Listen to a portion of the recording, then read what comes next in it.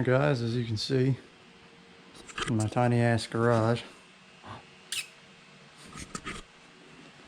I've got my quick jack set up. The lighting's not the best. I am working on that. Painting these walls, not brown, will help. Right, bud?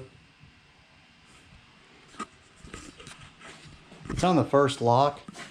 I kind of want to go all the way. I don't know how much room I'll have back here. I should have just enough.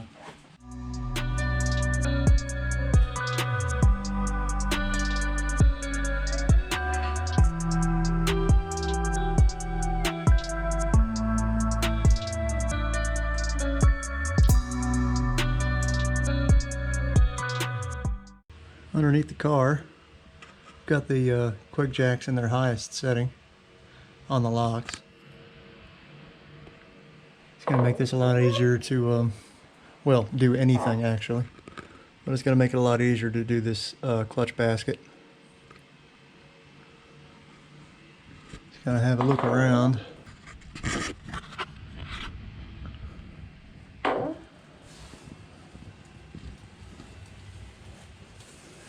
Exhaust is fine.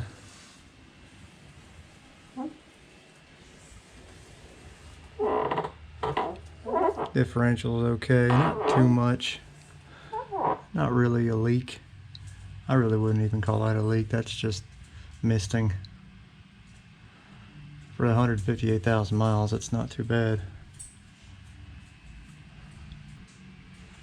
What's going on back here?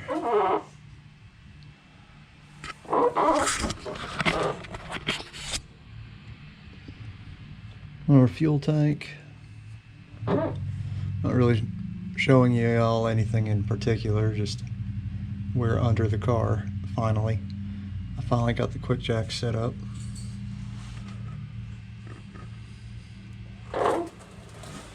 So, kind of see how much room there is. I mean, it's, guys, it's not bad at all.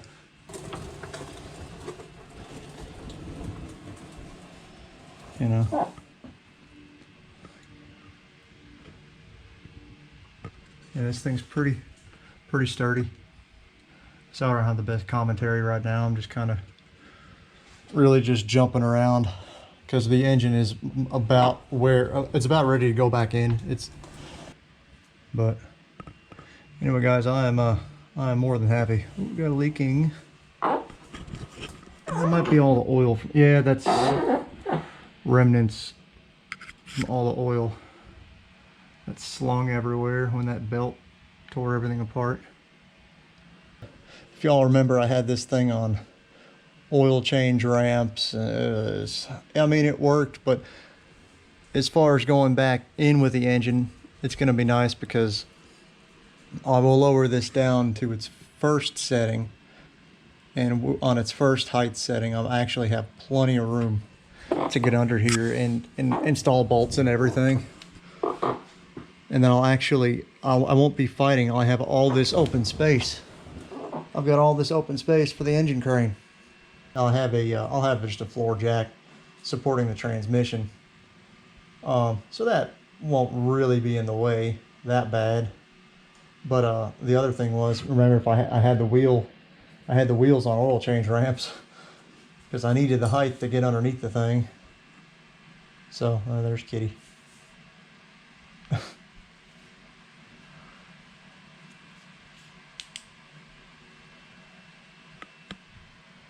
Anyway, and what do you? I guess it's nap time. He's jealous. Basically, you have your pump, your main pump, and a reservoir right here. You have one hydraulic line. You have two quick disconnect hydraulic lines. Pretty simple. You have one cable going to the controller, which I've got over there. It has an up feature and a down feature. That's it. And then you have the power cord, which I've got going up there. That is dedicated 20 amp circuit. Not that you really need that, but wow, this thing's not even warm at all. It's just room temperature. That's awesome. I love this thing. What an awesome invention. Again, this is the 7,000 pound model. I didn't bother going through a whole video on how to set this thing up. There's already plenty of videos on this. I had set this up within a couple weeks of buying it. This is the first time I actually used them. But the neat thing about this is, yeah, we have these hydraulic lines, but they have quick disconnects. So when you go all the way in the down feature, or when you go all the way down, it releases the hydraulic pressure on the line, so you can disconnect the lines and just leave the car in the air and just push those little whips out of the way. So you have all the smooth floor you need to move stuff around. This is the dipstick or not the dipstick. Actually, there is no dipstick. But this is where you fill it. I forget what their level is. Again, I'm not doing a video on how to set this thing up and use it. I did splurge and got the full synthetic ATF. It really doesn't matter, guys. I just thought, why not? Spend all this money on this equipment, might as well use the good stuff. Again, this thing is neat. It feels and looks a little dangerous, but it's not. When you have these things set up and set up properly, you're fine.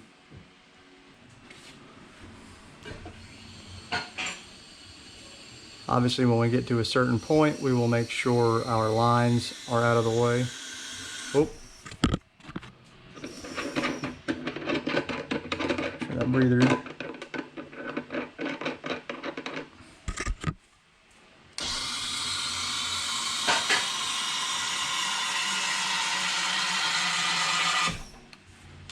Alright, just gonna make sure the lines are out of the way. It's kind of weird. That's good right there. You don't want it under this wheel. Wish this thing had a kind of more of a valve, so you could be a little smoother with letting off. But it is what it is. Scout, watch out.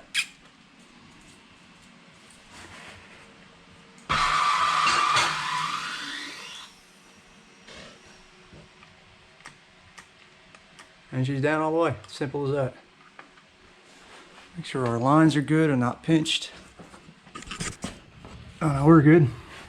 Nope.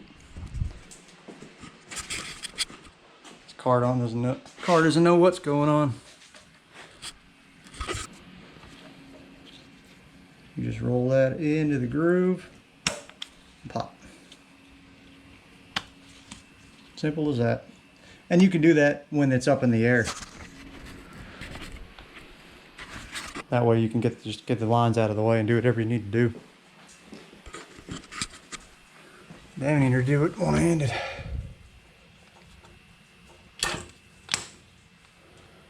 Looky there.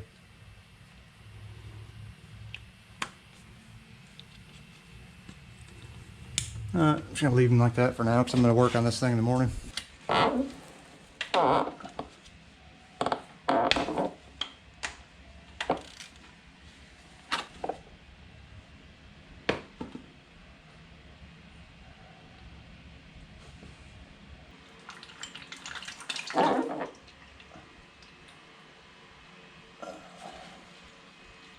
So what this is, I'll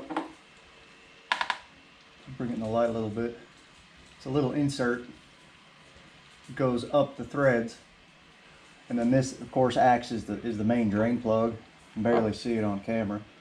But you fill this by, obviously you have to install this back in. It torques into like 2 foot-pounds, and then you have to pressure fill the transmission fluid. You have to push the fluid up this tube. You can't just fill this thing. And the filter is right there. It's just a cartridge style.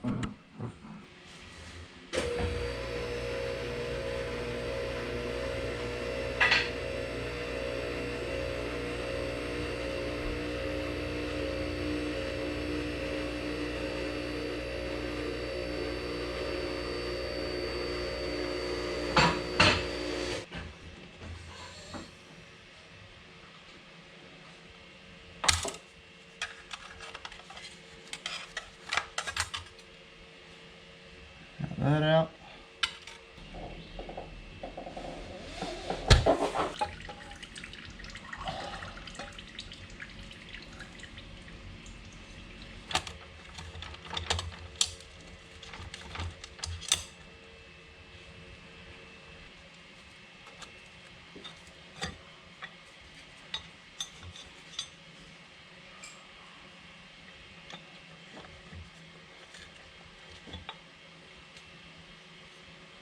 Alright, there's that. This is the drive gear for the oil pump internal to the transmission. Now, that's not too bad. You're supposed to check lateral in and out play, not that we're going to make a difference. So anyway, got to pull off this little C-clip around the shaft, and then add another circlip or another C-clip around this outer ring.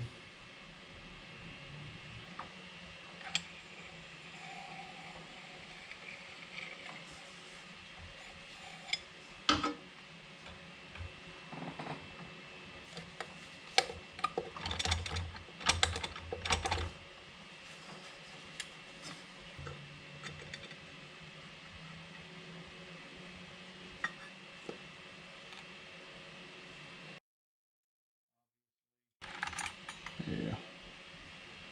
Alright, there's our outer retaining plate. There's our first plate. Alright, so there's our first friction plate.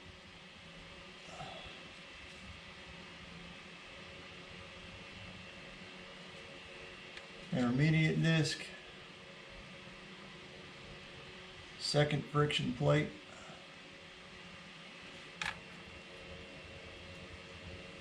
another intermediate plate, another friction disc, another intermediate, another friction disc, another intermediate. Let's just pull the hub.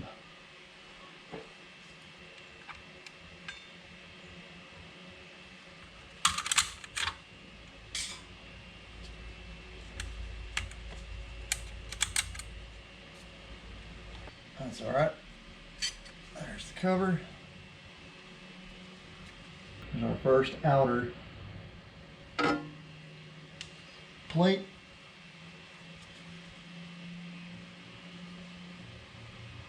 Yeah. So far these things look fine.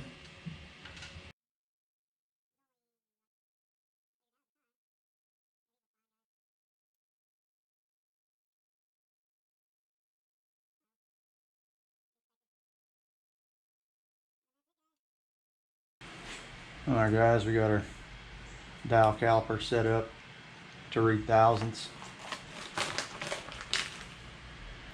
0.0925.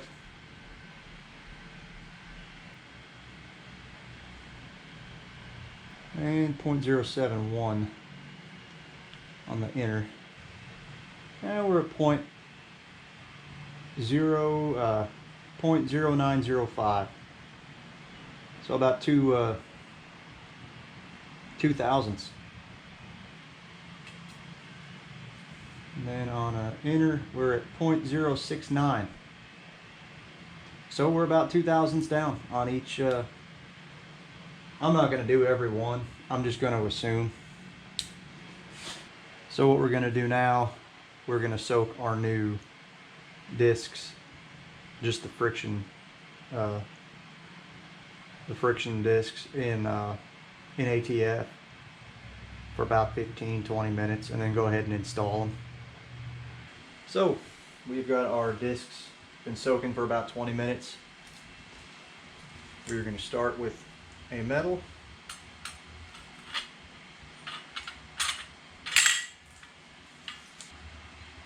Does not matter the orientation.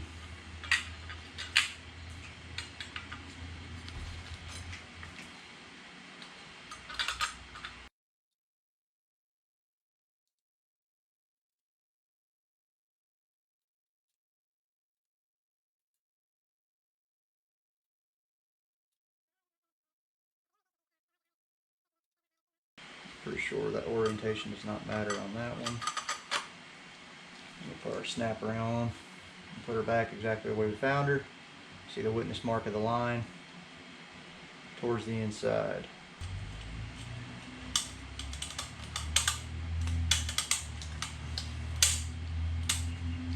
There we go. Alright, so that's our outers in. We're going to have to align everything here in a minute when we put the outer hub on.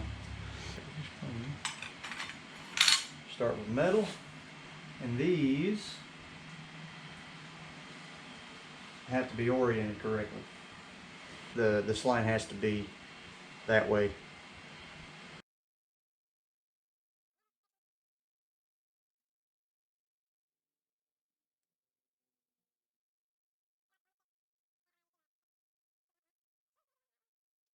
And get all of your discs aligned. No harm in quadruple checking everything.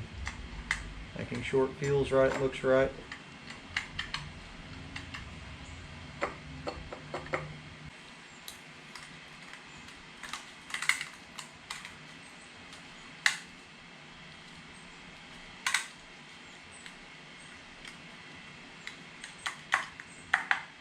To be aware of this thrust washer. Same thing on this outer hub, we need to make sure our discs are lined up.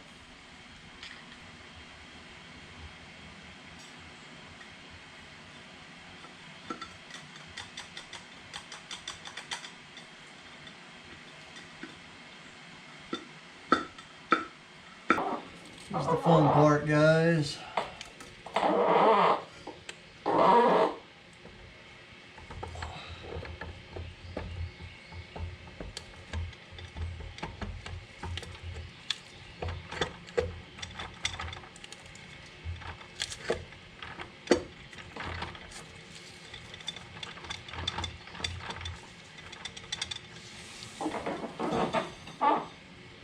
There's our snapper and groove exposed.